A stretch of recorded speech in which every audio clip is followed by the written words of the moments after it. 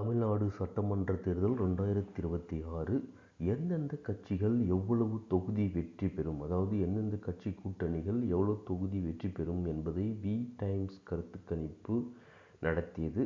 இது எப்படி நடத்தப்பட்டது அப்படின்னு பார்த்தீங்கன்னா, வேறு ஒப்பீனியன்ஸ் இருக்கிற பீப்புளை வச்சு டேட்டா கலெக்ஷன் பண்ணதுலேருந்து எங்களோட ஸ்டாட்டிஸ்டிக்ஸ் சொல்கிற விஷயத்தை தான் நம்ம இந்த வீடியோவில் பார்க்க போகிறோம்.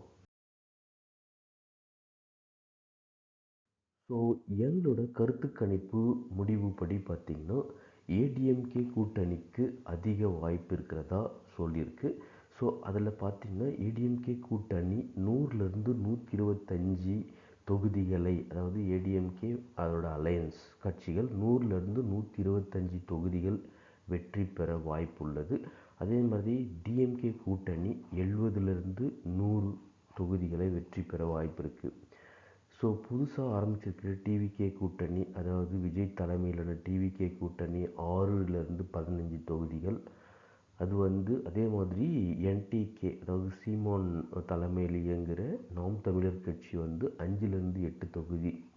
ஸோ இதுதான் எங்களோட ஸ்டாட்டிஸ்டிக்ஸ் படி, அதாவது எங்களோட கருத்து கணிப்பு படி கிடைத்த தகவல்.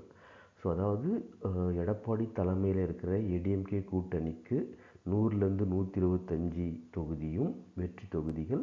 அதே மாதிரி ஸ்டாலின் தலைமையில் இருக்கிற டிஎம்கே கூட்டணிக்கு பார்த்திங்கன்னா 70லேருந்து 100 தொகுதிகள் வாய்ப்புள்ளது, வெற்றி வாய்ப்புள்ளது. அதே மாதிரி விஜய் தலைமையிலான டிவிகே கூட்டணிக்கு 6லேருந்து 15 தொகுதிகள் வாய்ப்பு இருக்குது. அதே மாதிரி சீமான் தலைமையிலான என்டிகே நாம் தமிழர் கூட்டணிக்கு 5லேருந்து 8 தொகுதிகள் வாய்ப்புள்ளது. ஸோ இந்த வெற்றி வாய்ப்புகள் நம்மளோட கருத்து கணிப்பு தான். ஸோ இது தீர்ப்பு மக்கள் தான் தருவார்கள். தீர்ப்பை நோக்கி காத்திருப்போம்.